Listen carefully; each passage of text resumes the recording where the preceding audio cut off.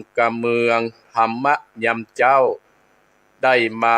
ได้มาจาพบปะศรัทธาญาติโยมบรรดาพ่ออุ้ยแม่อุ้ยพ่อออกแม่ออกแห่มเจ้าหนึ่งซึ่งเจ้านี้ตรงกับเจ้าของวันที่11เดือนสิงหาคมพศ2567เดือน11ขึ้น7ค่ำพ่ำว่าเป็นวันทิศศรัทธาญาติโยมทั้งหลายมามื้อนี้ศรัทธาญาติโยมบรรดาพ่ออุ้ยแม่อุ้ยพ่อออกแม่ออกพี่น้องคณะศรัทธาต้านผู้ฟังทั้งหลายอาตมาภาพเก้ากับผมขอขอบพระคุณท่านพระครูอภิวัฒนวิกรมท่านรองเจ้าคณะอำเภอโดยรอผู้อำนวยการขึ้นสีเขาของหมู่เฮาท่านทั้งหลาย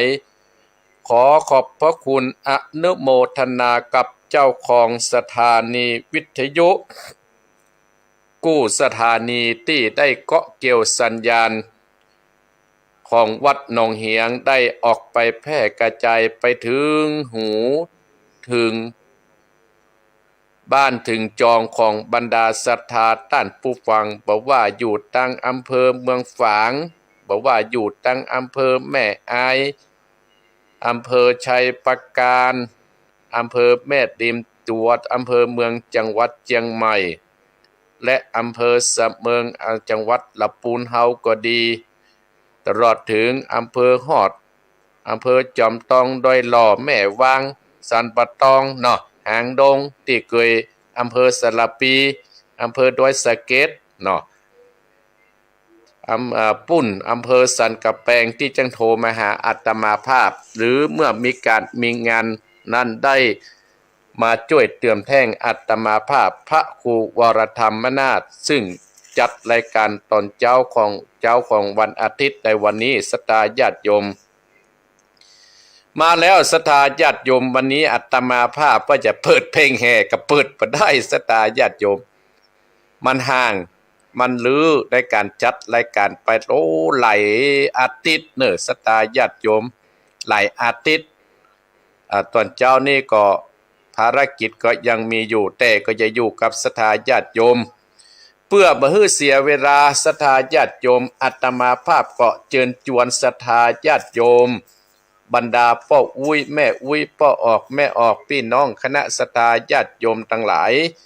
นั่นเข้าไปไหว้พระพุทธเจ้าเสียก่อนไปไหว้พระธรรมเจ้าไปไหว้พระสังฆเจ้าเสียก่อนเสื้อซึ่งจะให้เป็นมงคลที่รับที่นอนของหมู่เฮาต้านทั้งหลายต่อไปแล้วเฮาก็มามาจากิจกรรมฟังธรรมะฟังธรรมมรดกธรรมกำเมืองต่อไปเนาะกับพระหนึ่งกับหนึ่งกับสองกับสามอะระหังสัมมาสัมพุทโธภคะวาพุทธังพระกวันตังอภิวาเทมิกับสวะคาโตภะคะวะตาธัมโมธัมมังนามัสสามิกับสุมบัติปันโนภะคะวะโตสาวกสังโฆสังฆังนะมามิกับนะโมตัสสะภะคะวะโตอะระหะโตสัมมาสัมพุทธัสสะนะโมตัสสะภะคะวะโตอะระหะโตสัมมาสัมพุทธัสสะนะโมตัสสะภะคะวะโตอะระหะโตสัมมาสัมพุทธัสสะพุทธังสรณังกัจฉามิธัมมังสรณังกัจฉามิสังฆังสรณังกัจฉามิตุติยัมปิตังสรณังกัจฉามิตุติยัมปิธัมมังส ดานังกัจจเมโตเตยัมเปสังฆังสัตดานังกัจจเมตติยัมเปพุทธังสัตดานังกัจจเมตติยัมเปธัมมังสัตดานังกัจจเมตติยัมเปสังฆังสรณังกัจฉามินะโม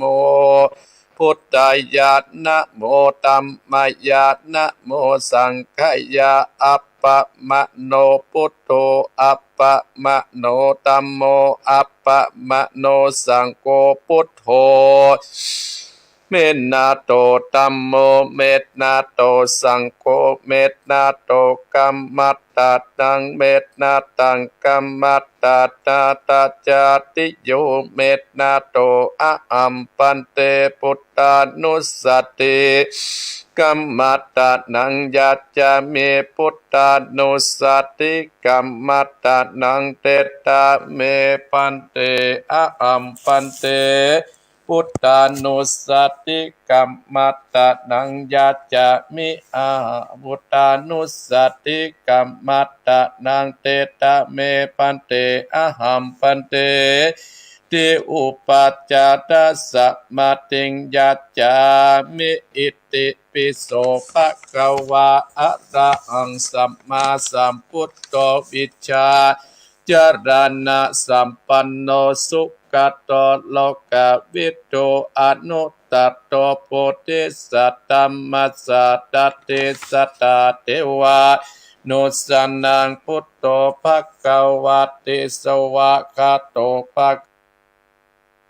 ควตาธัมโมสันติติโกอาคาติโกเอหิสิโกโอปะนายิโกปัจจตังเวทิตาโพวินโยเอเตสุปาติปันโนภควโตสวากาสังโฆอุจโจ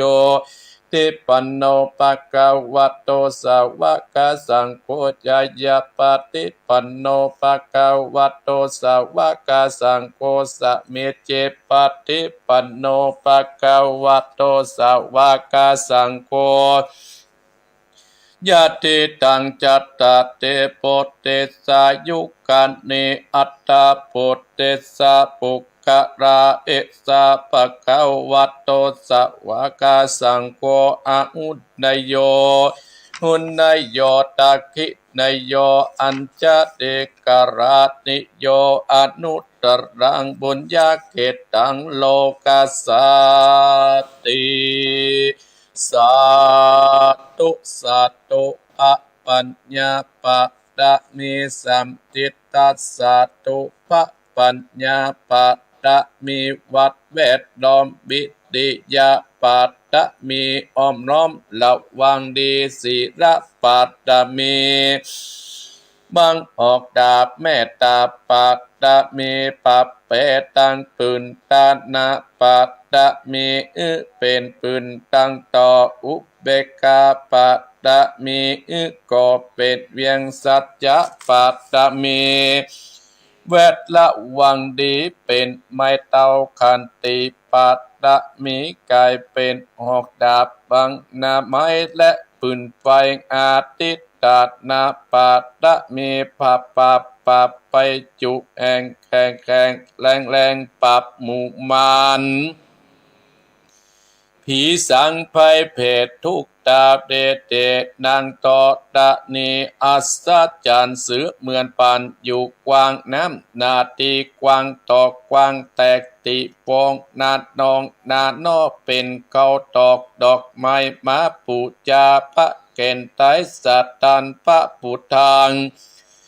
เลยจุงมาไปโปรดจุงมาอนุญาตโพดผูกกาเตติติแม่ดังตอดัดนี้ออกมาติดม้อยผมอยู่ข้างทาดจังไรขาดขะงาซับพ้นดินพ้นน้ำนาทีลงพระภายคอหับตับเต้าพระยามานเอาปุ่นกัวกาบยกมือตุดหัวใส่กาวผู้ขานี้ชื่อว่าลูกศิษย์พระพุทธเจ้าตนมีบุญสมปานอันมากพระพุทธเจ้าจริงตั้งพระปัญญาปะ ตะมีไว้เก้าจานตะไว้ตักนาก็ได้เก้าจานตั้งไว้ตั้งหลังก็ได้เก้าจานตั้งแต่งวดถึงตีนก็ได้เก้าจานตั้งแต่ตีนถึงหัวก็ได้เก้าจานแสนว่าลูกปืนจักมาเสมอเหมือนปนเศษหากอดจักบอกมากะได้กาปะเจ้าก็เลยได้ใบว่าพุทธกุณนางตัมมะกุณนางสังฆกุณนางพุทธอินตาธรรมอินตาสังฆอินตาสะเมตอตะนีผู้อยู่เดือดน้ำอยู่กำแผ่นดินการกาละเนกกึดตึงอย่างคุณปะแก้วตั้งสามประการคือคุณปะพุทธังคุณพระธรรมังคุณพระสังฆังคุณแดดคุณฝนคุณน้ำคุณลมคุณกุราชเจ้าก็ดีคุณพระเจ้าตนเผาวนาก็ดีคุณนางอุตราก็ดีคุณปะปัจเจเจ้าก็ดีคุณแม่นางทอดานีเจ้าก็ดีจุงมาตัสสะกำนา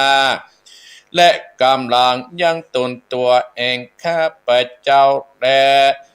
เจ้าของสถานีกู้สถานีและท่านผู้ฟังกูคู่กูคนในวันนี้ยามนี้แต่ที่ดีพุทโธพุทธังรักษาธัมโมธัมมังรักษาสังโฆสังฆังรักษาพุทโธพุทธังอะระหังธัมโมธัมมังอะระหังสังโฆสังฆังอะระหังพุทโธพุทธังกันหาธัมโมธัมมังกันหาสังโฆสังฆังกันหาพุทโธโปกธัมมังปิดสังฆังมิตรอายุวันโนสุขังปะลังสาธุสาธุสาธุอมทิพสะมังสะดับเทียนกาวัดวาลุกเป็นเปลวไปสะดีกันใจกูเทียนนี้ปับเมืองผีมาจูดดาวบ่หูเก้นจิตปับจิตมา101ภาษากูก็ปับได้ใต้ตื่นฟ้าเหนือหน้าแผ่นดินเก้าลินกูก็เป็นน้ำเก้ากลางกูก็เป็นเม็ดน้ำใหญ่ก็จักออกไปตวมหัวปิดตายไปดิ้งกูก็เป็นดับเทียนกาปับเจยฟ้ากูเที่ยงปะกัวสังอมสหปัตโตมังสวะหายอมเป็ดจะรำเป็นดินดำไหววาดสายตาพิกาดกับละคนดีตู้ไวตินีอย่าเอาตัวหมู่ด้านตั้งผีมันและผีเขนผียักษ์ผีเย็นอย่าได้มาไกลผียักษ์ลายจุงนิวปันตั้งปุ่มปันอันต้องเตียวไปมาฮือไพ่หนีไปสวะหายดุกะดาเจ้าไผ่ญาอันว่าไผ่ตั้งหลายประการต่างๆนานาเป็นต้นว่าไผ่ไปไม่ก็ดีไปอันเจ็บใครได้เป็นไผ่ญาที่ก็ดีอุปปัตตวะกังวลอุนตัดลายมักคือคนและสัตว์ได้เจ็บได้ป่วยได้เสียเข้าเสียของเสียเงินเสียทองจากภัยตั้งหลายบัดนี้ตนตัวเองข้าพเจ้าอันลูกศิษย์พระพุทธเจ้าจักถอดจักถอนไปแล้วตั้งแต่นี้เป็นต้นไปขอหือเจ้าตั้งหลายไม่มีท่านผู้ฟังทุกคนเจ้าของหอเจ้าของเอือนเจ้าของบ้านเจ้าของที่พร้อมโดยญาติกาพี่น้องลูกหลานเหลนเต็นเตาจุคนอยู่สุขสบายจุ่มเนื้อเย็นใจอย่าได้มีเพศอย่าได้มีไปอันตรายใดๆอย่าได้มาไกลตั้งแต่นี้เป็นต้นไปขอให้ท่านผู้ฟังและเจ้าสถานีวิทยุผู้เป็นเจ้าหอเจ้าเฮือนและญาติกาพี่น้องลูกหลานเหลนเต็นเตาจุคนจงมีโชคมีลาภมั่งมีตุ่นเต่านั้นจุงจักมีเตี้ยงแต่ติดีสัพพิติโยวิวัสสันตุสัพพะโรโค วินาสันโตมาเตภวัตวันตะดายโยสุขีติกายุโกภวะอภิวาตนาสีติสะนิจังวุตตาปัจจายโนจัตตะโรตัมมาวัฏฐันติอายุวันโนสุขังภะลังเอาละศรัทธาญาติโยมอาตมาภาพนั้นได้ได้จ๋าได้นำศรัทธาญาติโยมบรรดาพ่ออุ้ยแม่อุ้ยพ่อออกแม่ออกพี่น้องคณะศรัทธาท่านผู้ฟังได้ไหว้พระสวดพุทธคุณธรรมกุลสังฆคุณจบไปศรัทธาญาติโยมในเวลานี้ศรัทธาญาติโยมตี4:45ศรัทธาญาติโยมอาตมาภาพนั้นก็จักอยู่กับศรัทธาญาติโยมถึง6 โมงเมื่อเช้าในวันนี้อาตมาภาพพระครูวรธรรมนาถเจ้าอาวาสวัดหนองเหียงเจ้าคณะตำบลสันติสุขก็ขอสุมาอาภัยศรัทธาญาติโยมบรรดาพ่ออุ้ยแม่อุ้ยพ่อออกแม่ออกพี่น้องคณะศรัทธาท่านผู้ฟังของอาตมาภาพของรายการวันเจ้าของวันอาทิตย์2-3 อาทิตย์อาตมาภาพไปได้มาข่าวก่อนนั้นอาตมาภาพไข้หวัดลงคอศรัทธาญาติโยมก็วิทย์งานศรัทธาญาติโยมไป2-3 งานก็ขอสุมาอภัยท่านเจ้าภาพโดยท่านเจ้าภาพเปิ้นก็ได้มาบอกมาขอมากล่าวในงานข่าวดำก็อาตมาภาพก็เลยไปก่อนงานแล้วว่าขอสุมาก็เอาตัวแทนไปก็ขอสุมาอภัย2 งานด้วยกันอาตมาภาพก็เลยไปได้ออกรายการวิทยุติดที่แล้วเนี่ยศรัทธาญาติโยมเพราะว่าเสียงบ่ออกศรัทธาญาติโยมเนี่ยเปิ้นถึงบอกว่าชีวิตของคนเฮานั้นจะประมาทบ่ได้อยู่ๆมันก็เป็นศรัทธาญาติโยมเป็นไปเลยศรัทธาญาติโยมอาตมาภาพก็มาดูพอร์ตตัวเก่าแยงพอร์ตตัวเก่าเห็นบ่อายุเฮามันนักแล้วเนี่ยเนาะอายุเฮามันนักแล้วเนี่ยเนาะอันนี้เพิ่นมาเตือนเฮาแล้วเนี่ยอาตมาก็มาพิจารณาเป็นเรื่องธรรมดาเพราะว่าคนเฮานั่นเพิ่นถึงว่ามันตึงบ่รอดบ่พ้นชราธรรมมหิชลังอนัตติโตเรามีความแก่เป็นธรรมดาเราจะล่วงพ้นความแก่ไปบ่ได้เมื่อเฮายังมีชีวิตลมหายใจอยู่มามีภัยสักคนศรัทธาญาติโยมที่จะล่วงพ้นสิ่งเหล่านี้ไปเนี่ยอาตมาว่าคนเฮาถึงเนี่ยเราต้องเตรียมตัวเตรียมใจศรัทธาญาติโยมพยาธิธรรมมหิพยาทิงอนัตติโตเรามีความเจ็บไข้เป็นธรรมดาเราจะล่นพ้นความเจ็บไข้ไปได้เนี่ยศรัทธาญาติโยมมันถึงจะเป็นอาตมาภาพก็ขอสุมาอาภัยศรัทธาญาติโยมที่2 งาน 3 งานด้วยกันที่ศรัทธาลูกหลานตันเต้าได้มาบอกได้มาเก่าได้โทรมาเอิ้นอาตมาภาพบ่สามารถที่จะไปแสดงพระธรรมเทศนาได้ก็ขอสุมาแต่อาตมาภาพกลับไปห้อมเพื่อไปแสดงตนตัวให้ศรัทธาญาติโยมนะว่าเนี่ยบ่ได้แต่ๆน่ะก็ไปให้ประหอมพึ่นผ่านมาศรัทธาญาติโยมกิจกรรมของคณะสงฆ์อาตมาภาพในนามของคณะสงฆ์ในนามของหลวงพ่อท่านพระครูสาธุกิจจนันท์หลวงพ่อเจ้าคณะอำเภอดอยหล่อท่านพระครูอภิวัฒนวิกรมรองเจ้าคณะอำเภอดอยหล่อพร้อมด้วยคณะสงฆ์ก็เชิญชวนศรัทธาญาติโยมวันที่12 เวลาบ่ายโมงศรัทธาญาติโยมตั้งคณะสงฆ์ในอำเภอดอยหล่อก็จะได้จัดในการทอดผ้าป่าฝังเทศน์และมอบใบประกาศแม่ดีเด่นในเนื่องในวันที่12 สิงหาพระราชินีเนาะศรัทธาญาติโยมวันแม่แห่งชาติคณะสงฆ์ได้มีมติจัดกันที่วัดปัตตังเจริญวัดตั้นพระครูอภิวัฒนวิกรมรองเจ้าคณะอำเภอดอยหล่อจัดกันที่ห้านศรัทธาญาติโยมอาตมาภาพก็ขอเชิญชวนศรัทธาญาติโยมท่านผู้ฟังทั้งหลาย ในเขตอำเภอไดรอเขตอำเภอใกล้เคียงแล้วมีการฟังน้ำฟังธรรมท่านสถาญาติโยมรายการต่างคณะสงฆ์โดยการนำของท่านพระครูพิวัฒนวิกรมรองเจ้าหน้าอำเภอได้ไปนิมนต์รองเจ้าคณะอำเภอแม่แจมวัดปันแหวนมาเป็นองค์เทศนาศรัทธาญาติโยมก็อาตมาภาพก็จะได้นำคณะศรัทธาในตำบลสันติสุขคณะสงฆ์ในตำบลสันติสุขไปร่วมกิจกรรมนี้โดยศรัทธาญาติโยมเพราะว่ามูลนิธิได้สร้างเป็นมูลนิธิประจำปีเพื่อเอาไปใช้จ่ายของคณะสงฆ์ในงานต่างๆศรัทธาญาติโยม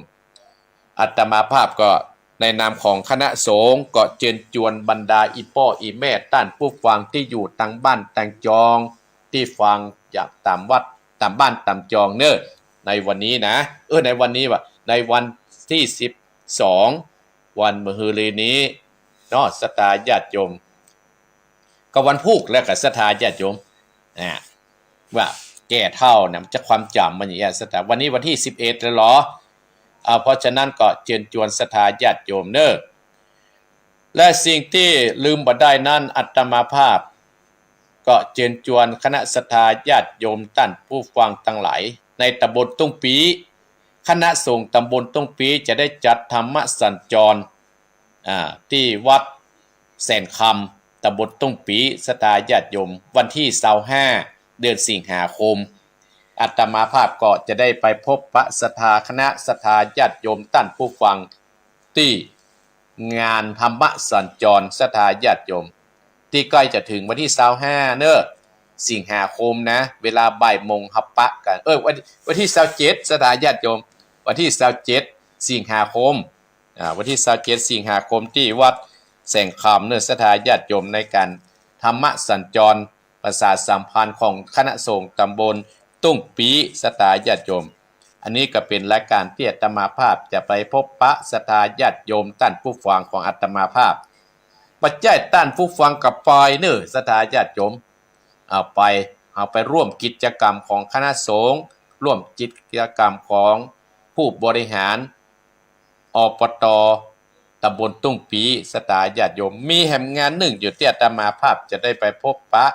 ในการธรรมสัญจรแต่อาตมาภาพจดไว้ใน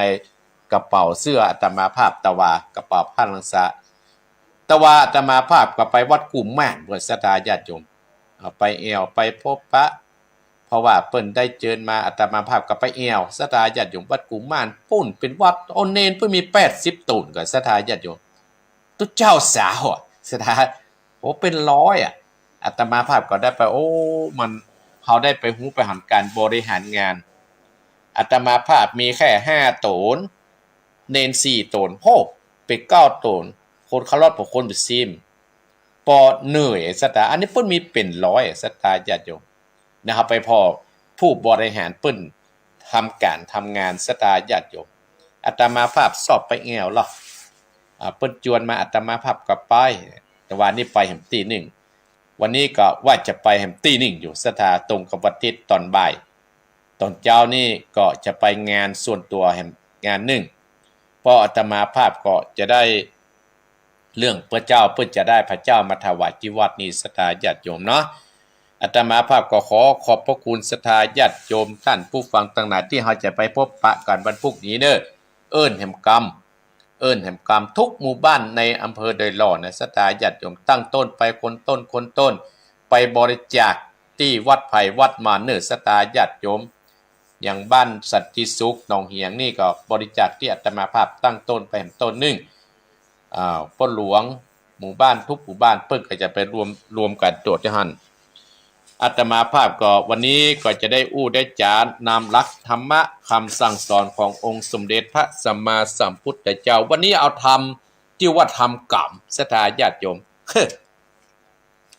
เอาธรรมกรรมของอันนี้ร้านพินโยเพิ่นได้พิมพ์ขายจำหน่ายศรัทธาญาติโยมเอาธรรมกรรมมาเทศน์ศรัทธาญาติโยมธรรมกรรมนี้เรียบเรียงโดยญาณสัมปันโนที่อาตมาภาพอ่านเรียบเรียงตะคืนนี้นะศรัทธาญาติโยมตอนเช้าวันนี้ก็อาตมาภาพก็ประสมบูรณ์ได้ศรัทธาญาติโยมแต่ใจหูม กึดเติงให้อีพ่ออีแม่โอ้พี่น้องอำเภอแม่แจ่มตื่นแล้วก้าแม่น้อมตื่นเนอะแต่ว่านี่โทรหาอาตมาภาพว่าโอ้ท่านพระครูไปไหนไหลติดกลับมาแล้วเนอะก็อย่างเตี้ยอาตมาภาพว่าไงกันพยาธิธรรมมหิพยาทิงอันน่ะติดโตเรามีความเจ็บไข้เป็นธรรมดาเนี่ยเราจะล่วงพ้นความเจ็บไข้ไปบ่ได้เนี่ยสตาญาติโยมเป็นเรื่องธรรมดาอนุโมทนากับท่านผู้ฟังน้อยนานทหารเก่าอีกอะและ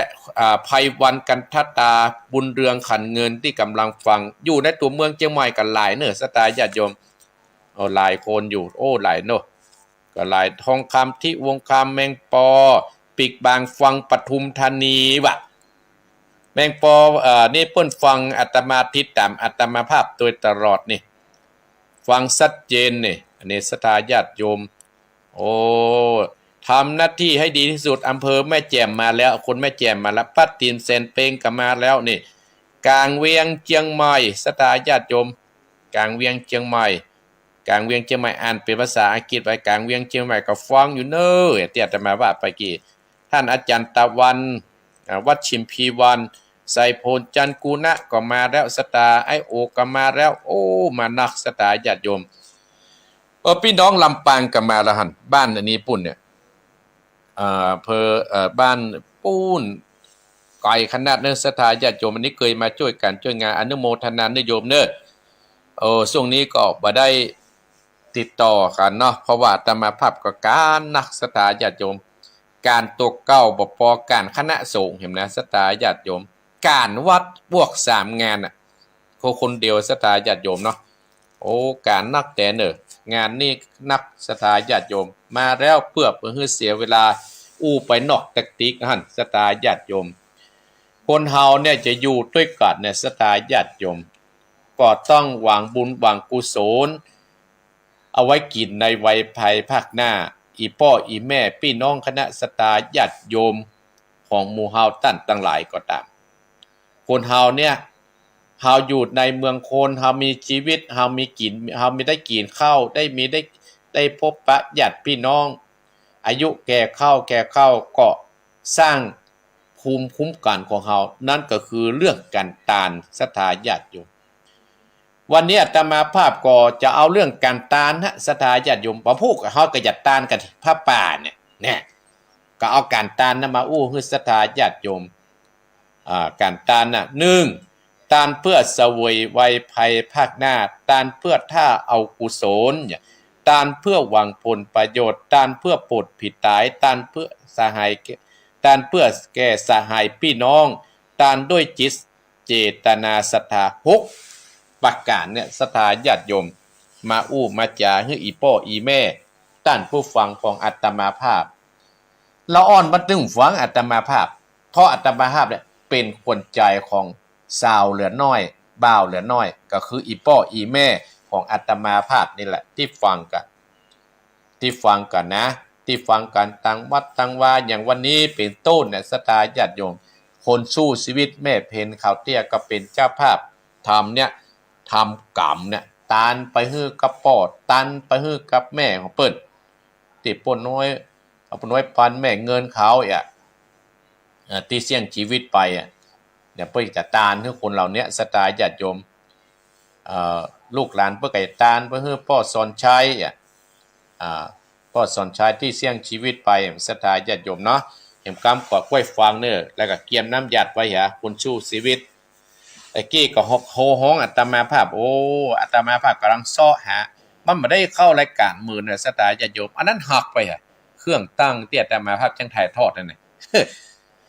แมวกะคนกะย่อมใส่เนาะมีงานอาตมาภาพเอาวางเหี้ยเนาะตานเพื่อเสวยไวยภัยภาคหน้าศรัทธาญาติโยมบรรดาพ่อแม่ตานเพื่อเสวยภัยภาคหน้าคือว่าเฮามีชีวิตเฮาอยู่เนี่ยเฮากินเฮามีกินมีใจศรัทธาญาติโยมเฮามีกินมีใจปัจจุบันเนี่ยเพราะเฮาได้ทำไว้จากปากก่อนศรัทธาญาติโยมทานเพื่อเสวยไว้ภาคหน้าเฮาจากโลกนี้ไปเฮาก็จะได้รับของกินของทานที่เฮาได้ทำไว้ศรัทธาญาติโยม เฮาทำอย่างไว้มันก็จะติดตามโดยเหมือนทำกรรมที่อาตมาภาพจะเอามาเทศให้ศรัทธาญาติโยมอาตมาภาพจำได้นะทำกรรมที่อามาเทศในศรัทธาญาติโยมอีพ่ออีแม่นั้นรับตานึกถึงเรื่องพระเวสสันดรเถอะนึกถึงเรื่องพระเวสสันดรศรัทธาญาติโยมพระเวสสันดรเปิ้นมีลูก2คนเนาะจารีกันหาพระนางมัชีว่าเปิ้นมีลูกไม่ยิงคนปัจจัยคนจารีกันหานะศรัทธาญาติโยมนี่อย่างจารีกันหาต้องไปรับทุกเวทนาศรัทธาญาติโยมอยู่ในกลางป่าอยู่ในกลางดอยไว้อย่าอีพ่ออีแม่นี่อย่างผู้สู้โชคน่ะอย่างเอาไม้มาบุบมาตีตลอดต่างศรัทธาญาติทรมานเจ้าจารีกันเนี่ยอันนี้ก็เพราะว่ากามชาติปางก่อนศรัทธาญาติโยมและกับบูนเนี่ยได้เกิดเป็นลูกพญาเจ้าเมืองและกับกามที่จะต้องพัดพาดบ้านเมืองอันนี้มันติดตามตัวไปเหมือนกับเฮาเจ็บหัวเฮากินยาเซาะกินยามาโรคภัยไข้เจ็บนั่นก็จะเบาบางลงเพราะฉะนั้นเฮาก็ต้องว่าตานแล้วเพื่อเสวยในภายภาคหน้าที่เฮาไม่กินปัจจุบันเพราะเฮาได้ตานแล้วจัดปางก่อนแห่งกรรมอาตมาภาพจะเล่าเรื่องนี้ให้ศรัทธาฟังตี5และศรัทธาญาติโยมนี่2ตานเพื่อหวังท่าเอากุศลศรัทธาญาติโยมกับหมู่เฮาตั้นต่างหลายตานเพื่อหวังความสุขปัจจุบันเนี่ยอย่างวันพุกเนี่ยได้เอากุศลคืออย่างเฮาได้ปัจจัยมาเฮาก็เอาไปจ่ายกับมูลที่สงฆ์จ่ายกับหั่นแจกเอาไปเกี่ยวกับพระสงฆ์อาพาธพ่องอย่างที่อาตมาภาพได้มาเป็นผู้บริหารตนหนึ่งเนี่ยเพราะอาตมาภาพได้ร่วมไปแก่นผู้บริหารกับท่านอาจารย์ท่านพระครูพิวัฒนวิโกมเนี่ยตั้งแต่เดือนมกรามาเนี่ยศรัทธาญาติโยมโอ้เพิ่นก็นำปัจจัยที่อีพ่ออีแม่เนี่ยได้ทำได้บริจาคเอาไปเปิ้นก็เอาไปจักสารว่าโอ้ท่านพระคุณเจ้าอาวาสเนี่ยเคยเนี่ยการมาเห็นหรออันนี้อาตมาภาพผู้คนเดียวนะศรัทธาญาติโยมนึกเอาที่เปิ้นทำกันนึกเอาละมามาเล่าบรรยากาศที่อาตมาภาพเข้าไปแยกการคือศรัทธาแยกการของคณะสงฆ์เปิ้นแยกการในอย่าเปิ้นตอดพระป่ามันพุ่งมูลนิธิศรัทธาญาติโยมเปิ้นก็เอาไปโอ้ศรัทธากอดตันเพื่อหวังเอากุศลกับความสบายอกสบายใจได้พบทุกเจ้าได้หันการหันงานเพื่อจัดฮักเกิดมีความสุขและศรัทธาญาติโยมไอ้อย่างจะสุขเต้าที่หาได้สร้างบุญสร้างกุศลศรัทธาญาติโยมไอ้อย่างจะสุขเต้าที่หาได้สร้างบุญสร้างกุศลที่หาได้เตื่อมแท่งพระสังฆาธิการครูบาอาจารย์บุญกุศลนี่ก็จะติดตามตัวเฮาไปศรัทธาญาติโยมสิ่งที่เฮาเจ็บสิ่งที่เฮาเป็นนักมันก็จะมาลายหายสิ้นค่อยหายไปกับนี้สิ่งที่เฮาบ่เจ็บมันก็บ่เป็นศรัทธาญาติโยมก็เพราะหยังบุญกุศลที่เฮาหวังเอากุศลเนี่ยไปอุดหนุนเฮาเนี่ยให้เฮาอยู่ดีมีสุขเฮาก้าวขึ้นไปเพราะฉะนั้นว่าทานเพื่อหวังถ้าเอากุศลทานเพื่อหวังผลประโยชน์ศรัทธาญาติโยมหวังผลประโยชน์อย่างใดศรัทธาญาติโยมวางผลประโยชน์เมื่อเฮาตานไปแล้วผลประโยชน์ที่เฮาออกมาเม็ดอย่างที่เฮาออกมาเหมือนกับอีป้ออีแม่น่ะปลูกผักปลูกไม้ปลูกผักกาดบ้านผักกาดบ้านเพื่อหวังผลประโยชน์เฮาจะได้ไปขายป้องเฮาจะได้เป็นอาหารป้องอันนี้ก็เหมือนเดียวกันศรัทธาญาติโยมผลประโยชน์ที่ออกมาก็คือเฮาไปช่วยพระภิกษุสามเณรองค์ข้าเจ้าครูบาอาจารย์ปัจจัยอีกส่วนหนึ่ง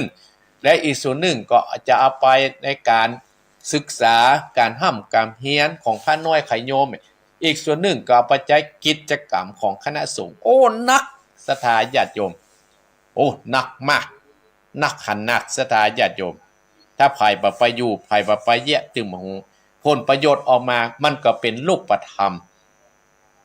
อย่างท่านพระครูพิวัฒนวิโกมเป็นฝ่ายบริหารมันเป็นรูปเป็นธรรมนะที่อาตมาภาพเป็นผู้ชมนั่งดูเนี่ยอาตมาภาพเป็นลงกระโต้ยเพิ่นไปศรัทธาญาติโยมหลวงพ่อท่านพระครูสาธุกิจนันท์เจ้าหน้าอำเภอเดี๋ยวเพิ่นก็โตเฮาก็โตยตามครูบาอาจารย์ไปด้านเพื่อปลดผีตายศรัทธาญาติโยมเหมือนกับอีป้ออีแม่ตานหันเข้าญาอาตมาภาพไปบิณฑบาตนั่นไง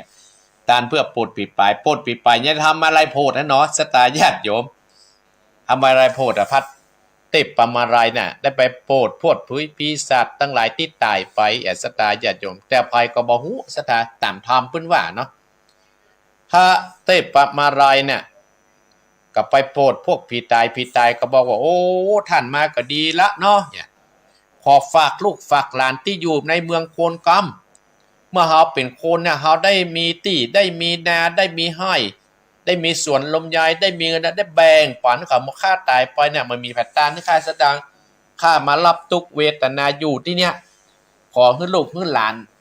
ในเมืองคนตานให้กำเนิดหาเทพอะไรกับปีกแม้วิหารก็เลยนุ่งผ้าแล้วก็ใบบินให้บาทกับบอกทุกคนต่างหลายว่าโอ้สู่เจ้าตั้งหลายตานหาข้าวให้พ่อให้แม่ตานหาข้าวให้อันนี้เด้ออย่างเงี้ยเนี่ยตานตั้งหลายวัดตานเพื่อปลดผิดตายเพราะว่าพ่อแม่เฮาก็ดีภัยก็ดีที่ไปตกทุกได้ยากได้รับของกินของตานเฮาตานทำก็ดีแต่ที่วัดตรงเนี้ยขัดตานเก็บกุศิเนี่ยทำนี่แหละและมันก็เป็นประโยชน์แต่น่ะสถาญาติโยม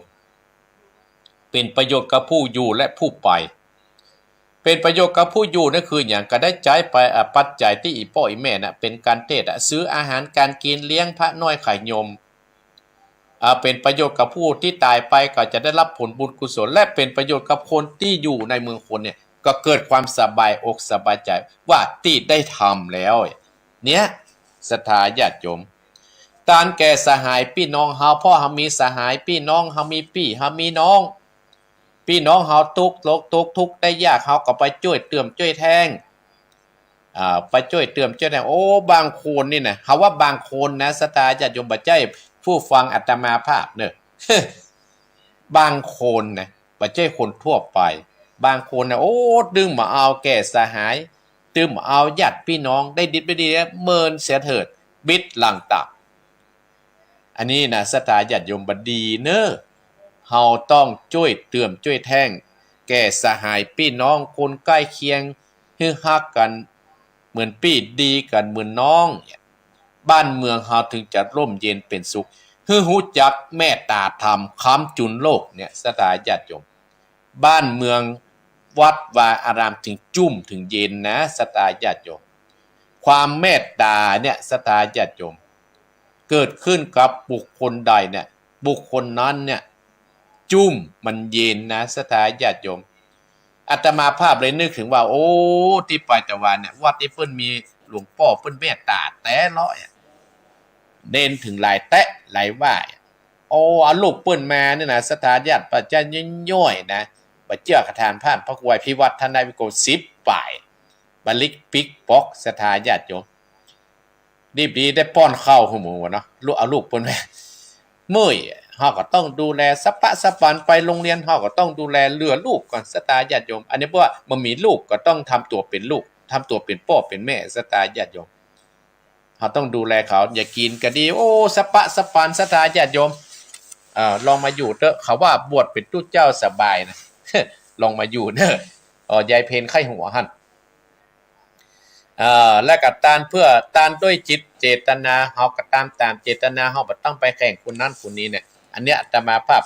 เลยเอาเรื่องการกินการตานมาให้ศรัทธาญาติโยมตี50 นาทีแล้วเนี่ยเพราะว่าการตานเนี่ยมันจะเป็นทุนของทุกคนหรอศรัทธาญาติโยม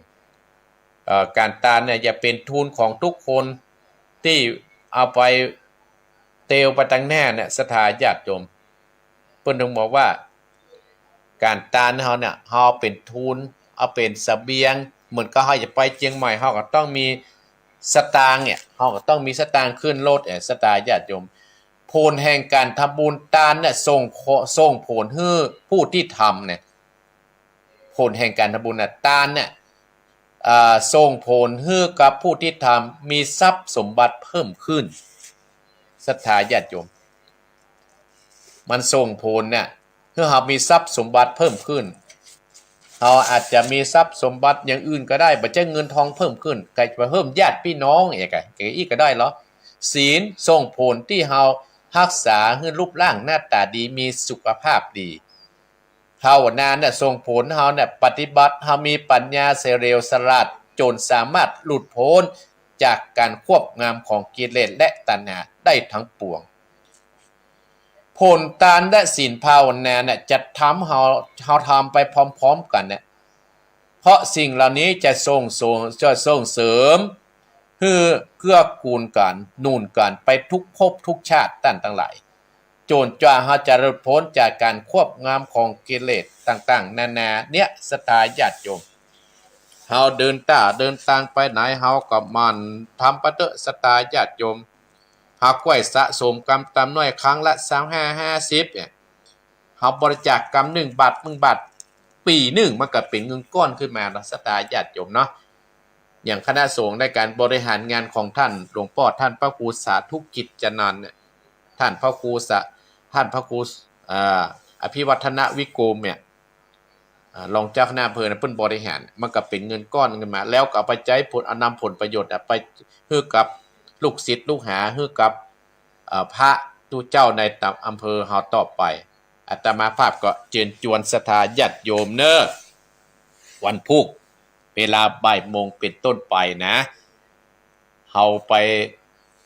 ร่วมในงานที่เป็นประโยชน์ของคณะสงฆ์เป็นประโยชน์ของอำเภอเฮานะศรัทธาญาติโยมเนาะแล้ววันที่27สิงหาก็จะไปลืมธรรมสัญจรภาษาสัมพันธ์ของคณะสงฆ์ของตำบลตุ้งปีของปต.ตุ้งปีอำเภอแม่วางจัดกันที่วัดเส่งคำท่านอาจารย์นพพรนะศรัทธาญาติโยมก็ตั้งเทศบาลตั้งปต.ก็ได้มานิมนต์อาตมาภาพจะได้ไปพบปะศรัทธาญาติโยมคราวก่อนก็เทศบาลตำบลอบต.ของเวียงตะการวันนั้นเต็มที่ไปบ่ได้ศรัทธาเสียงมาออกเสียงตื้มมาออกวันนั้นตื้อบ่ใจแกล้งนะเพิ่นก็ว่าท่านแกล้งบ่แกล้งเสียงตื้มมาออกแต่วันนี้ยังดีขึ้นมาจะนักศรัทธาญาติโยมเอาละศรัทธาญาติโยมเป็นเรื่องธรรมดาศรัทธาญาติโยมที่อาตมาภาพว่าโอ้มันเป็นสัญญาณเตือนอาตมาภาพแล้วเนี่ย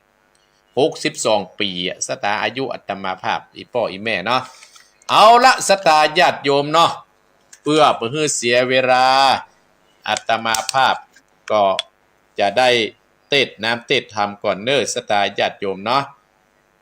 อาตมาภาพเทศน้ำเทศธรรมแล้วอาตมาภาพก็จะได้เปิดสายให้อีพ่ออีแม่ช่วงที่อาตมาภาพบ่ให้โทรมาที่นี่นะห้ามโทรเน้อศรัทธาญาติโยมให้กับอาตมาภาพจะให้โทรเนาะคนเฒ่าอาตมาภาพนี่มันหูกอมหรอ มันหูกอมหรอเอาอาตมาภาพจะเทศธรรมขออนุญาตดื่มน้ำสักเล็กสักหน่อยก่อนเน้อศรัทธาญาติโยม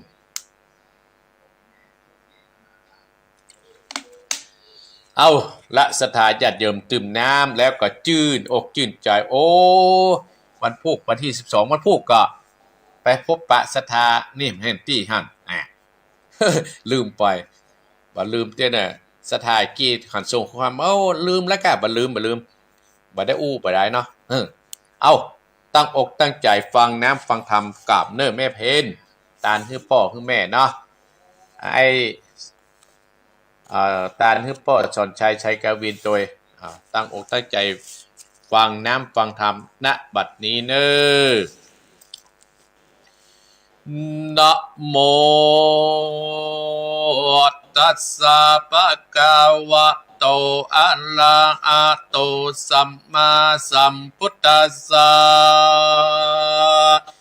ยะติสังวะปะเตปิสังตาติสังรัปปะเตปะรังกันละยานากาติกันละยานังปะปะกาติจะปะปะกันเต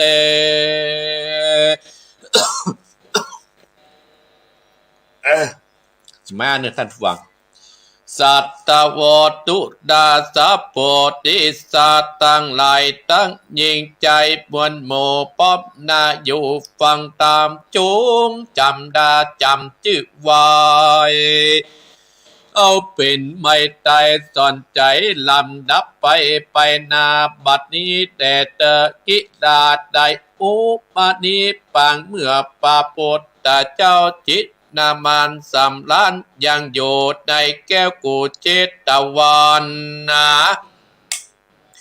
พูดใดหันใจจมจิ้นตุกปันเหมือนฮืดดีอายพิกุตั้งหลายบวดหมู่แวดอ้อมโยเป็นปะ ดิบานตังจากการกับวถึงกรรมมูสัตตาตินานา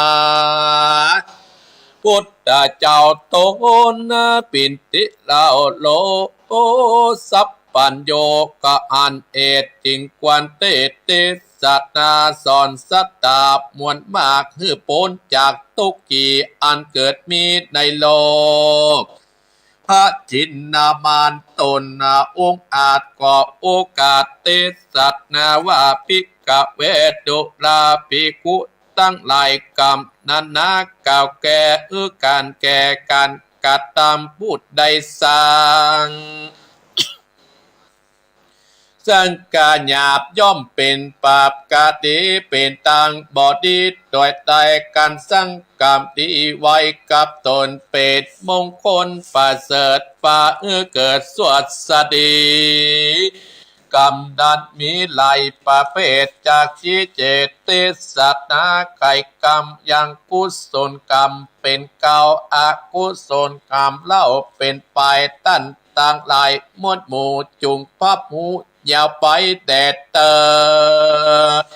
อันว่าการกุศลและกรรมนั้นเล่าคือคนดุมเต้ายิงใจหูละไอต่อบาปอันกะหยาบมัวดำศีลองค์คำอาแปดได้กดแกดรักษาเป้าวัดนาคำเจ้าบาปเศร้าจุปาการได้ตันเก่าน้ำวัดผู้พัมปัจจัยตันนาผ้าปากกาตินตั้งบวชและสัมแมนเนนกัดตามเปลี่ยนไปบ่อปากบ่ออาเจบ่อได้จากตันไปโดยใจศรัทธาชื่นจอยตามสัตตาเป็นนามกัตตาใหญ่อันเตียวไตไปรอดเวียงแก่ยอดเมืองสวรรค์สุขคืนวันค่ำเจ้าบ่อไอเอาเครื่องกา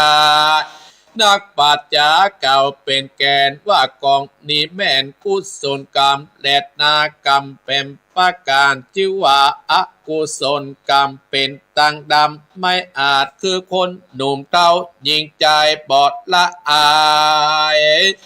ก็บาปใจกะหยาบกะดีเนี่ยบอดีจะต่อยพิษจากกองต่อยกองจินใจอาจินอาไมกาสัตน้อยใหญ่ดาดาเนี่ยปะดาดึดันลักของกันผู้อื่นอ่านนะใจชื่นสูดตังไม่จุกะมามักไข่จาจุหลอกจากโอกาสพิษตามจากกะไม่เอาดื่มสุราเต้าประมาทดาสาเสียชาติเกิดเป็นคนการกุศลใหญ่น้อยบอกมีไปห้วยกาดตามและนาใจดำกาหยาบกาดตามบาปถึงวันโตดแห่งมันบ่ลอยเพื่อนยับใส่ขอกทุกลำบากขอเอิกนานท้อละมันเอาไม้ทุกคำใจกลางกีกันนีละปากกว่าชีวิตจากเมืองก่อนย่อมเอาตนนะไปมกใหม่ในลุ่มไตอาวิจิทุกไม่เดือดทุกบะเอือดคืนบันไก่ปันเป็นแกนตัวอันนี้แม่นอากุศลกรรมเป็นตั้งดำไม่เอาปัดตัวเก่าเข้าอาใบแหลดนาจุ่มสาตามวลหมออันนั่งอยู่ฟังตามอันว่ากุศลกรรมนั้นเล่าเป็นตังไม่มาเอาเครื่องกีแม้จะมีบอกมากหน่วยหนึ่งหากไปเมื่อเป็นดังดื้อดันใจไปจะได้กัดตามย้อนเป็นกรรมบับลายก้อยตอบใจลาวีกรรมบอดีบับใจดังพระพุทธได้เจ้าสั่งสมปานอาธิกันแต่ตายปฏิไวยเวสสันดอนกับสมอสองสมออ่อนดอยงามชื่นจอยสังกาคือเจ้ากันอาและจะดีนางบัดดีดอกเนาเข้าป่าเศร้าตรงดำส่วนองค์กรรมปีนอง สององค์กำปีดังเข้าอองดงดันกัดตามกันนาไร่แดดต้นไม้เลือดละแดดฮ้อนไม้จุงข้อควายผู้เผือกไปไทยแดดนาควายปาดลาอาบไม้ไอใจสาวเล็ดลนจักตัวอ่อนหลีกดีสองปีดองก็มีความกฎหมายเปียไม่ได้แล้วฟาดควายเต่าเลือดไหลจนเลือดปอย้อยหยาดดังจากกวยกาดเป็นปีกำบอที่สังไว้เป็นปากำมัวดำองค์คำพี่น้องเกิดร่วมอ้องบันดาลแต่เก่าควายเท่าปูรามเกิดเป็นสู่โชคพามกะหยาบเมนสาบปันปีมาขอสองสีนอไทยข้าใจนางอามิตรตัดตาของสองกาดได้แล้วกำบอกกาดแก้วไอตีกาตีตอดนาพระเจ้าองค์กาบย้อนว่าปาปะกรรมแต่เก่าอันเนาะนาได้กระทำแต่ก่อนบับก็บ่อ่อนนิดนายกรรมที่ได้ตีควายผู้เต่ากรรมนั้นเล่าหยับลายตอบใส่ละวีกรรมบาปกรรมนั้นแน่แต่บุญมีแต่เป็นธรรมด้านต่างหลายมวลหมู่จักหูตามส่วนพระองค์คำจะปากันว่าพระธรรมหยับจะขอกันอาจจะดีได้ตีบอกใบก็กดไม่สันได้เต้ามีใจจมเจิญปีที่เดินเจยบานวางเอาโปดติยันปิ่นเก่าเป็นพระเจ้าโปรดดับโศกมันไปเป็นที่อาศัยเพิ่งแก่โลกตั้งสามบัดนี้และตาอันว่าบุญกับบาปกรรมนั้นเล่านักปัจเจ้าแต่ไตติสัตตาเป็นกตาญาติสังวะปะเตพิจารตาติสังละปะเตปะลังกันไดยานาปากาดีดังนี้ว่าบุคคระยิ่งใจหนุ่มเตาหวานเม็ดเขาลงดินย่อมอาจินงอกออกมาเป็นเข้าดังหมายก่อกายเป็นญาติตามปาดดงดีกันกระทำดีก็สั่งบาปก็บ่อ่างเสียตนเป็นมงคลประเสริฐปา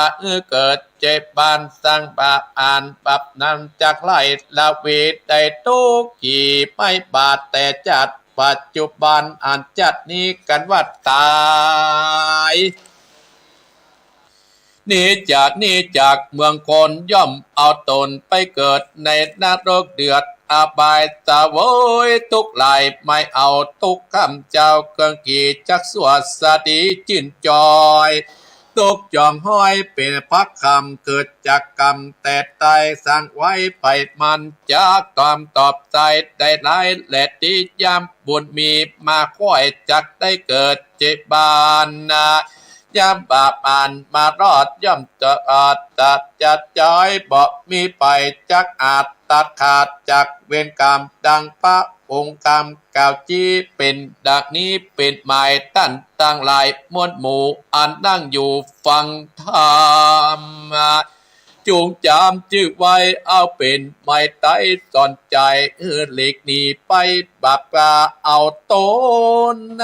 บาปตั้งบาปตั้งบุญเอาหนูเอาบุญนุนจะใจศีล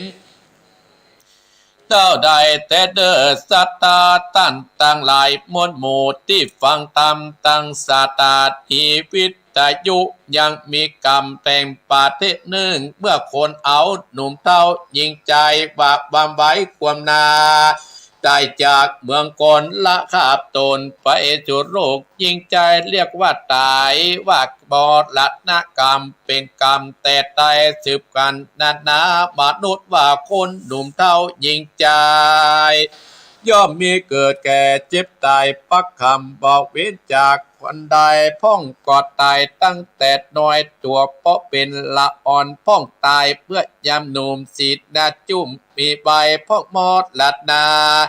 อายุรอดแก่จะลาอ่านว่าคนหมดหลาดดาดนั้นเล่านักปัดเจ้าไข่กรรมว่าเปิ้นกรรมแต่ตายอันสั่งไว้ไปบานยอบมาต้อยตอบสายได้ลายพ่องกอดตายความนาเปิ้นนาข้าววามใบพ่องกอดตายแกวกาดย้อนผาญาตในตนบางคนไม่บอดบ่เกิดรอดอเวจีเนี่ยกาดีปัญญาลักของคนอื่นโดนเปิ้นนาโตดเป็นหมื่นบอดตายเปิ้นยับใส่ในคอกบ่ได้ออกเต้าตายพ่องใจกะอายแต่เราพ่องพ่อแม่เจ้าก็สอนยะหน้างอนคิ้วโกดกินยาเล่นเน็ตตายเป็นผีพ่องกอดหนีหลีกเวนสินอาเส้นหนีหายซอแอวตั้งจูทิศเอดอยู่เป็นดีกว่าปลาตัวไม่มาดบ่อาจจักหายแหลดนาอันนี้ก็ชื่อว่าเป็นกรรมแน่แหลดนาแต่ดีหลีกรรมมีหลายอย่างต่างนานาบ่อาจจะนำมาอุจจาแจ้งที่เป็ดหมายตั้นตั้งหลายที่ฟังตามตั้งสถานีวิทยุเรื่องกรรมระดับมาพูดใดมาก็หยาบมักจะเป็นบาปต่อตันมาต่อตำตอบใส่ตกไหลกังกีกันพูดใดนี่แต่ความดีมากกว่า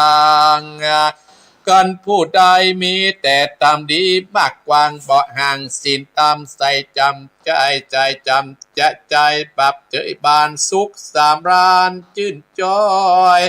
ดังไฟห้อยปาดตานาระปากตายจากเมืองคนย่อมเอาตนไปเกิดจันปาเรศสวรรค์บาริไปปานเนตรปานนิติตากอบังคมสมเด็จสเด็จเอาละศรัทธาญาติโยมท่านผู้ฟังทั้งหลายอาตมาภาพนั้นได้เทศนาธรรมให้ศรัทธาตามที่ท่านเจ้าภาพได้นิมนต์ได้เป็นเจ้าภาพก็คือแม่เพนข่าวเตี้ยพ่อสมศักดิ์เนี่ยนะได้เป็นเจ้าภาพตานไปให้กระปอดน้อยปันแม่เงินและก็ตานไปให้ปอดสนชัยชัยกวินเนี่ยสถาญาติโยม ในอดิเรกชัยกวินก็ได้ตานไปให้ป่อเปิ้นสถาญาติโยมก็เดี๋ยวสักกรรมก็แน่ตรวจน้ำเนอไม่เพนเนอน้ำธรรมคำสอนที่อาตมาภาพได้เทศนี้ชื่อว่าธรรมกรรมสถาญาติโยมคนเฮานั่นเกิดมาอย่างที่อาตมาภาพว่าตะกี้นั่นเกิดมาแล้วเฮาก็มาสร้างคุณงามความดีสถาญาติโยมสร้างบุญสร้างกุศลไว้กับเนื้อกับตัวเหมือนกับธรรมนี่แหละเฮาทำจะได้ก็จะได้จะนั้นสถาญาติโยมหาสร้างมาแต่ใจก็จะได้จะนั้นอีพ่ออีแม่พี่น้องคณะศรัทธาท่านผู้ฟังอย่างหมู่เฮาท่านทั้งหลายอีพ่ออีแม่ท่านผู้ฟังอย่างเปิ้นจะไปต้านเตียนกันเนี่ยเดือนสิงหาซาวป่ายเนี่ยที่อีสานที่ท่านพระครูพิวัฒนวิกุมนั่นเปิ้นก็จักจวนเจิญจวนศรัทธาญาติโยมอาตมาภาพก็จะไปกับกลุ่มของแม่นงรักกลุ่มของเฮียชวนบ้านเหล่ายาวใต้ไปส่งการด้วยการศรัทธาญาติโยมเอารถส่วนตัวไปตัวแล้วก็เอารถตู้ไปตัวเนี่ยศรัทธาญาติโยมเฮาก็ไปสร้างบุญสร้างกุศลกับเนื้อกับตัวเฮาแฮมกัมเฮาก็ได้ไปสร้างเฮาได้หารบ้านเปิ้นเมืองเปิ้นตัวหรอกที่เฮาไปไกลนี่นะ ที่เฮาไปไกลเฮาได้หารบ้านเปิ้นเมืองเปิ้นตัวศรัทธาญาติโยมทำกรรมศรัทธาญาติโยม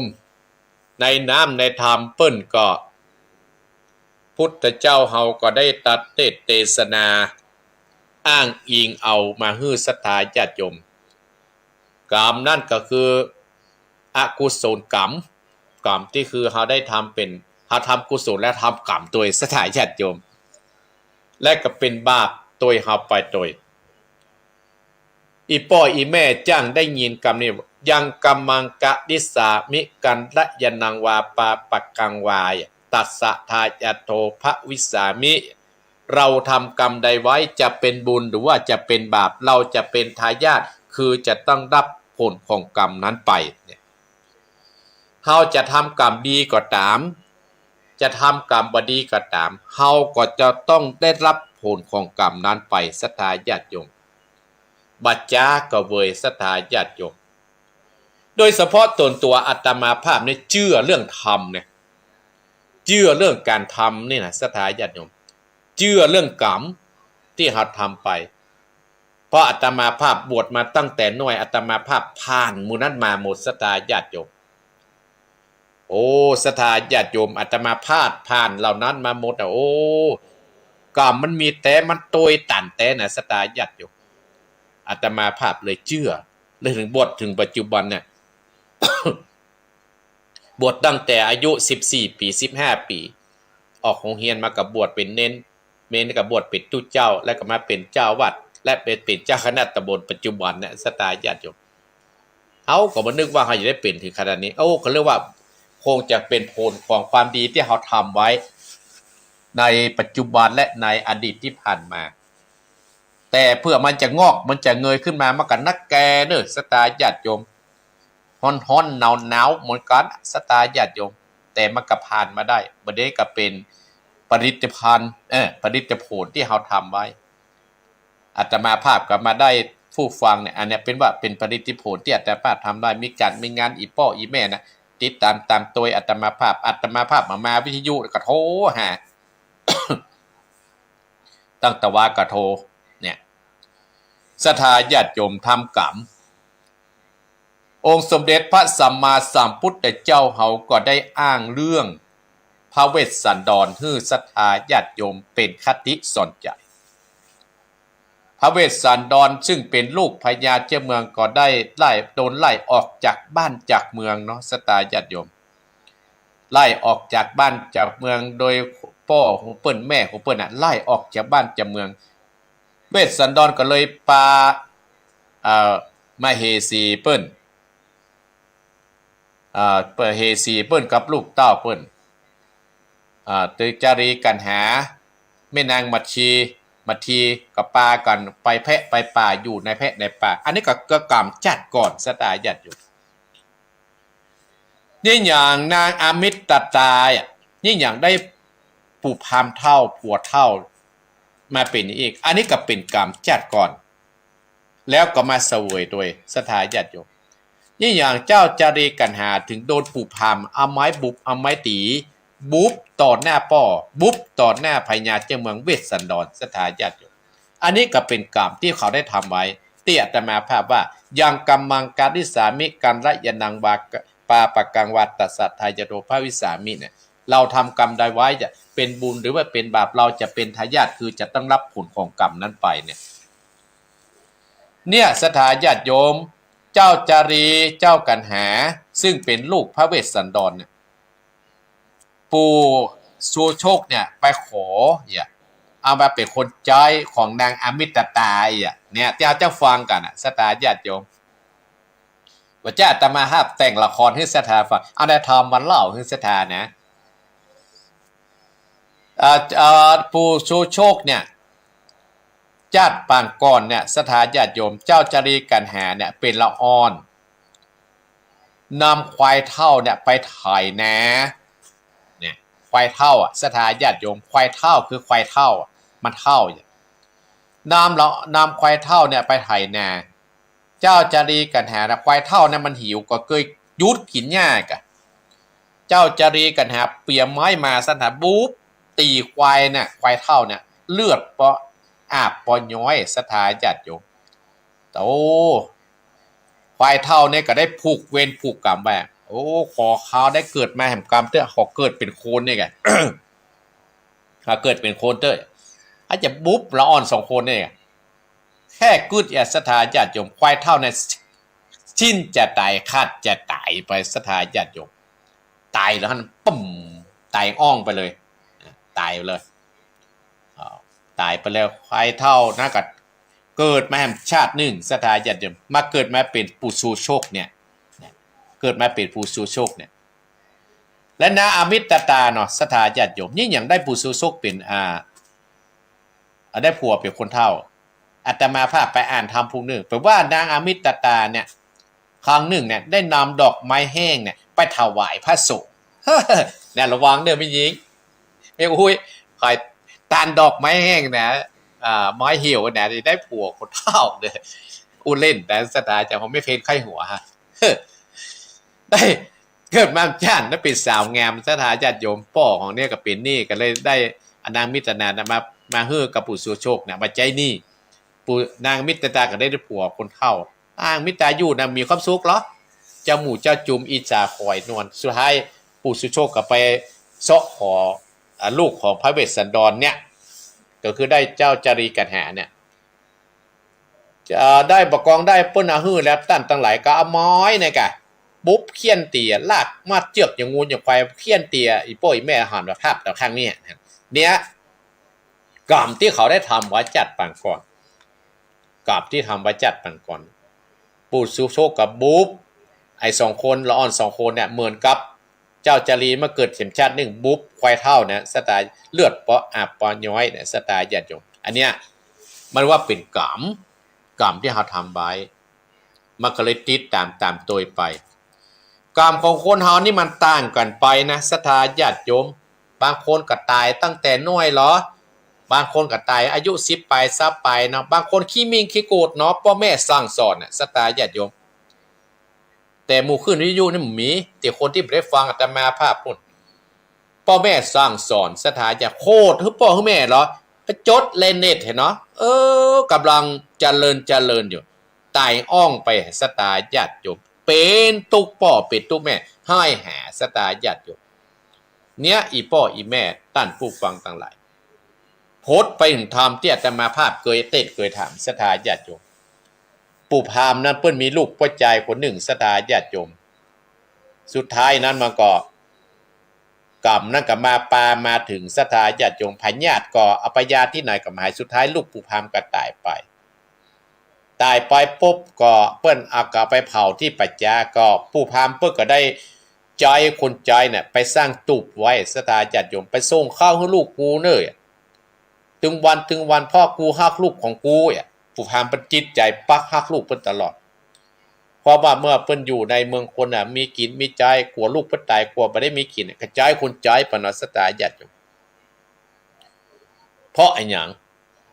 เพราะความฮักที่มีต่อลูกศรัทธาญาติโยมลูกว่าพูดกันนี้เป็นวันที่12 สิงหานะศรัทธาญาติโยมหมู่ลูกหมู่เต้าเนี่ยฟังเน้อ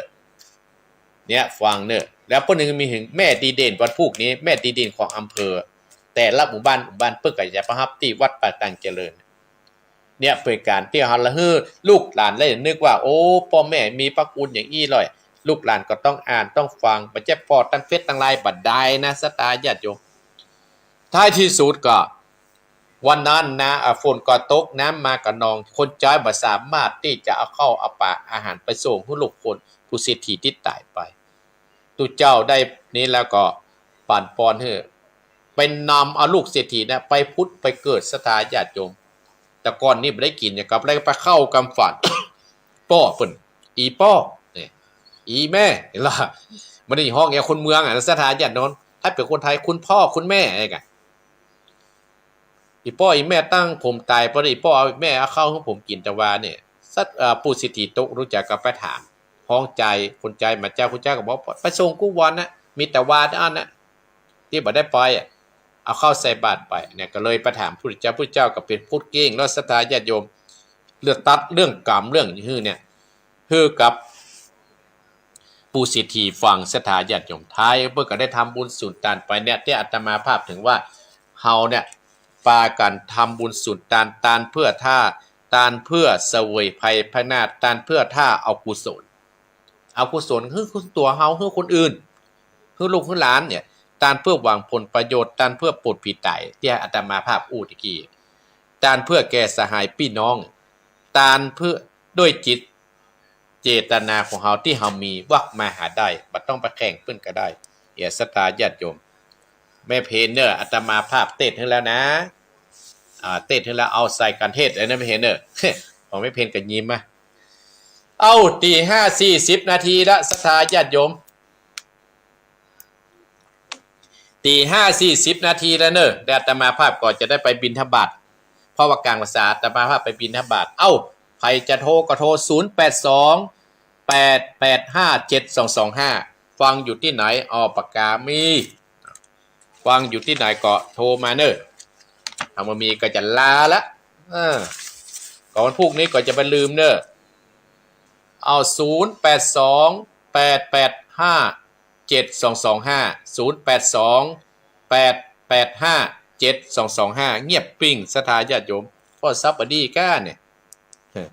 เอาโทรมาเนอร์สถาญาติโยมเอาโทรมาเนอร์สายแรกเอาเจริญปอนแม่ยังแจ้งเลยแกแม่สีวิไลแม่สีวิไลแม่ฟังแล้วเป็นจะได้วันนี้วันนี้ได้เนื้อหานักเจ้าได้ไหว้พระสวยเจ้าเอามานี่ก็เตือนหากันพ่องเนาะเจ้าทำปลูกที่ดีเนาะดีนะแม่กับฟังติดหน้าไก่มาใหม่นะแม่เนอเจ้าสาธุเจ้าแม่สีวิไลโดยสเก็ตมาเอี่ยวหากันละเจริญปอนเจ้ากับพระสาเจ้าท่านพระครูวันนี้ก็มีบุญกับวันเด้อตื่นขึ้นมากันได้ไหว้พระฟังธรรมกับท่านพระครูเด้อเจ้าแม่สุแก้วศิลาพรศิษย์เตี้ยพระนงหลับปูนเด้อเจ้าท่านพระครูดีเนอเด่นเด้อคืนก็75ว่าโดยสองฉากนะเจ้าท่านพระครูเจ้าเจริญปอนเนาะไหว้สาเด้อท่านพระครูเจริญปอนสายต่อไปเจริญปอนโอ้แม่สีทรมาแล้วคนบ้านกายอยู่เจ้าพระบาทอุดมชัดเจนดีเจ้าชัดเจนเนาะเอาแม่มีน้ำนายแม่เสาลักหายแซบแหละ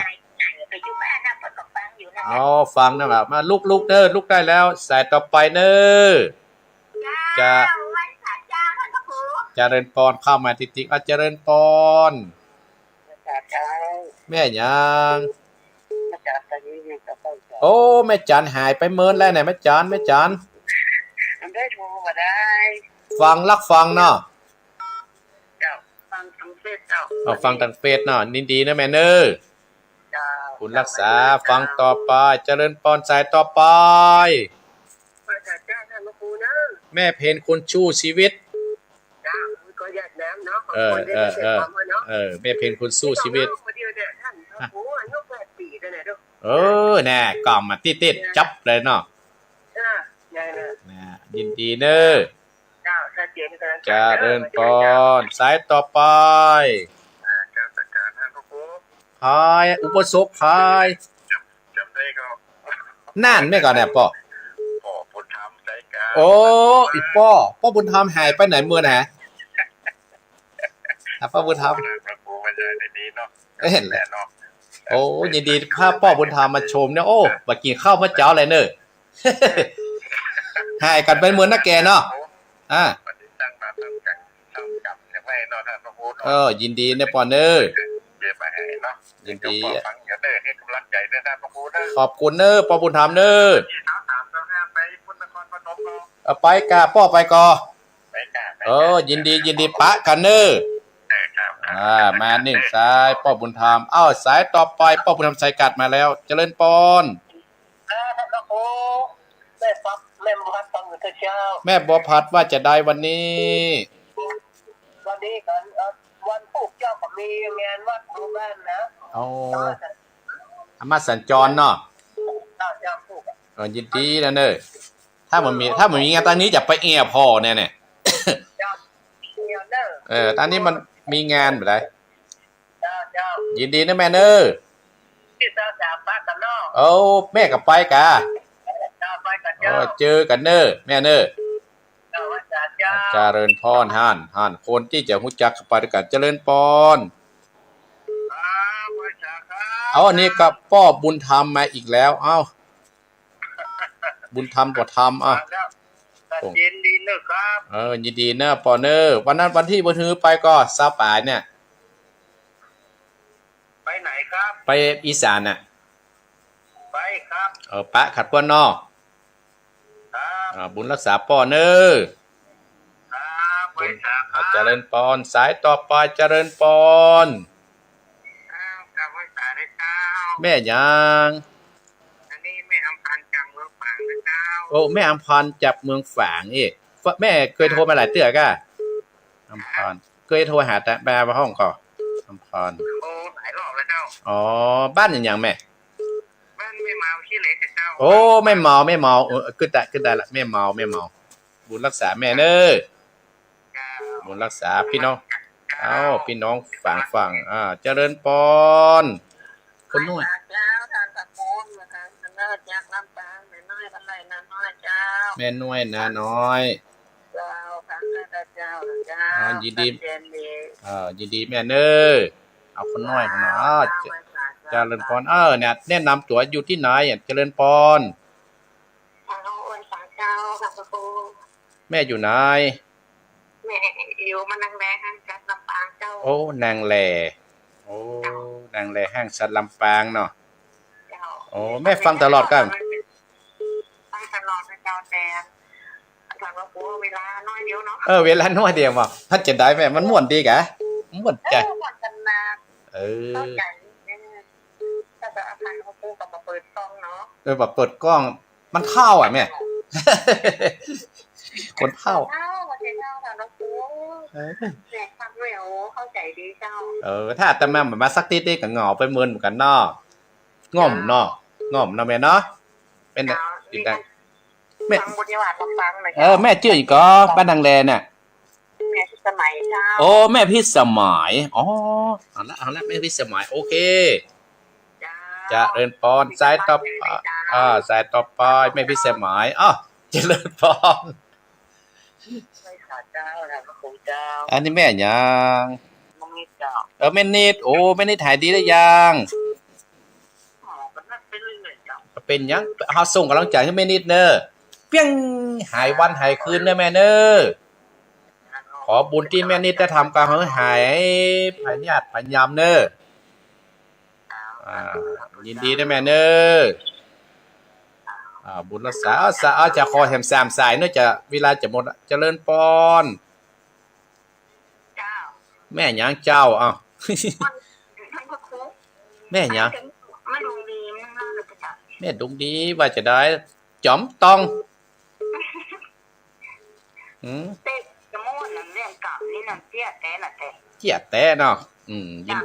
แม่จินดีแม่ดวงดีเนอะ เก่ามันมีแต่นะเจ้า แต่นั้นนะเอาเนาะแต่ก้อยอุยินดีเนอะสายต่อไปเพราะว่ามันมีคนโทรนักเจริญปอนยินดีเนอะเจริญปอน สวัสดิการเจ้าพระครู แม่พร เจ้า แม่พรสันกำแพง ฟังทำไมกูเจ้าเลย ยินดีเนอะ ฟังเรื่องเก่าเรื่องเวท ยินดีนะแม่เนอะ เจ้า เจริญปอนเจริญปอนคนน้อยเจริญปอนหาไว้3 แสนเพิ่มไปแล้วเจริญปอน สาขาท่านครูที่ต่างร้องเลยครับเน พนั้นประเสริฐ ตอบสัตว์เย็นดีเด้อพระครู โอ้แน่นมาแล้วเนี่ย วันนี้เรา รักษาความดีๆเด้อ น่ากะ เนอะสุขภาพกับไปเรื่อยๆเนี่ยเนาะ เอาประโยชน์กับแกแล้วจะนั่นเอาต้องรักษาคือฝากคนดีๆ ยินดีนะปอนเนอร์ที่ยินดีเนอะเจริญปอนเนอร์ เจริญใจในของอันของมูอยู่ดีไม่ยุบเนอเป็นคนใส่แกพอสืบหลังกันไปครับเนอ เจริญปอนสายต่อไปเจริญปอนสายสุดท้าย เจ้าแข่งพระครูแม่บัวลอยบ้านตุ๊กข้ออำเภอแม่สวยเจ้า โอ้อีแม่มาละบัวลอยสายสุดท้ายปอนลอยไปลอยมาเลย บัวบัดดันได้ยังไง ตานกะให้แม่ฟังรออยู่รอเด็กกี้แหละฟังแล้วเป็นจะได้ได้ตามคำสอนเจ้าทำกรรมนี้แท้เจ้า ยินดีนะแม่เนอ เจ้าแม่จะปฏิบัติตามเนอเจ้า จบสถาจะจบเนาะรายการนี้ขอจะจบที่อีกก่อนเพราะว่าอาตมาภาพพอเวลาแล้วมันไหลมาสถาญาติโยมอนุโมทนากับแม่ศรีวิไลดอยสะเก็ดแม่สุกแก้วศรีรพรแม่ศรีธรชัยประการแม่จันเวียงปับป้าแม่เปรโคนคุณสู้ชีวิตพ่อบุญธรรมชัยกาดบ้านหมู่เปิ้งเนอะโอ้พ่อบุญธรรมมาข้ามมาเอียดตั้งหนองเหียงพ่อแม่บัวพัดอำเภอฝางปะกันปูนพ่อบุญธรรมโป่งหนองแม่อัมพายแม่อัมพานฝางแม่เมาแม่หน่วย อุตุดีลำปางแม่พิษสมัยบ้านนาแรลำปางโอ้แม่พิษสมัยนโมทนาแม่นิดปุ่งหนองขอหอมหอมหายเด้อแม่ดวงดีน้ำรัดแม่พรสันกำแพงป้านำประเสริฐน่านแม่บัวรอยตะกอเจียงไห้สตาญาติโยมอนุโมทนาสาธุโดยบุญกุศลใดที่ได้ติดตามตัวสตาญาติโยมลืมอันยังก็ลืมได้ก็วันพุกนี้พี่น้องคณะศรัทธาในอำเภอโดยรอดทุกวัดทุกวาในนามของหลวงพ่อท่านพระครูสาธุกิจนันท์หลวงพ่อเจ้าคณะอำเภอโดยรอเชิญร่วมในงานทอดผ้าป่าในวันแม่แห่งชาติพร้อมกับท่านพระครูพิวัฒนวิกรมรองเจ้าคณะอำเภอโดยรอที่วัดปะตังเจริญเนอเชิญคณะสงฆ์เชิญคู่หัวตัวโคนสถาญาติโยมวันพรุ่งนี้อาตมาภาพก็ไปเนาะสถาญาติโยมก็วันที่27พี่น้องตั้งตุ้งปีเนาะคณะสงฆ์ตำบลตุ้งปีอบตตุ้งปีก็เชิญทำร่วมฟังธรรมะสัญจรโดยอาตมาภาพจะไปพบปะพี่น้องตำบลตุ้งปีเนอขอบคุณท่านนายกขอบคุณท่านเจ้าอาวาสที่ได้นิมนต์เนาะนิมนต์ก็ขอสุมาอภัยหลายที่อาตมาภาพสามารถไปได้เพราะว่าชราธรรมมมหิฉลังอันนะติโตนะสตาญาติโยมเรามีความแก่เป็นธรรมดานะท้ายมากับพยาธิธรรมมมหิพยาธิกันนะติโตมีความเจ็บไข้เป็นธรรมและพยาธิมากับมาติสตาญาติโยมเนาะอาตมาภาพก็จะขออยู่กับสถาไปเมินโจรพิสาทาวันนี้จะเล่าเนื้อสถาญาติโยมเนาะอีพ่ออีแม่กติดตามตัวอาตมาภาพขอบคุณสถาญาติโยมวันหมู่ที่จะไปงานกับปะกันปูเนออีสานนะสถาญาติโยมอีสานเฮาไปปะไปไปพบไปปะกันอู้จากันไปสร้างความสนุกสนานให้กับตัวเองเนาะสถาญาติโยมสร้างบุญสร้างกุศลก็ให้กับตัวเก่าได้หูได้หารบ้านเปิ้นเมืองเปิ้นอาตมาภาพก็จะไปร่วมกับพี่น้องคณะสถาญาติโยมกันเนอท้ายที่สุดนี้อาตมาภาพขออำนวยอวยพรให้สถาญาติโยมท่านผู้ฟังของอาตมาภาพทุกท่านทุกคนจงมีแต่ความสุขความเจริญยิ่งขึ้นไปคิดและปรารถนาสิ่งใดก็ขอให้สมความมุ่งมั่นปรารถนาทุกประการต่อไปตรวจน้ำเนอแม่เพนเนอตรวจน้ำเลยนะตรวจน้ำเลยอิจิตังปฏิตังตุมอังคิปะเมวัจมิจันตุสัพเพปุเรนตุสังกัปปะจันโทปนะดะโสยตามณิโสติดะโสยตาสปิติโยวัสสันตุสัพพะโรโควินัสสันตุมาเตภวัตวันตรายโยสุขีติคายุโกภวะอภิวาทนะสีริสะนิจังอุตตาปัจจายโนจัตตารโอธรรมาวัฏันเตอายุวันโนสุขังภะลา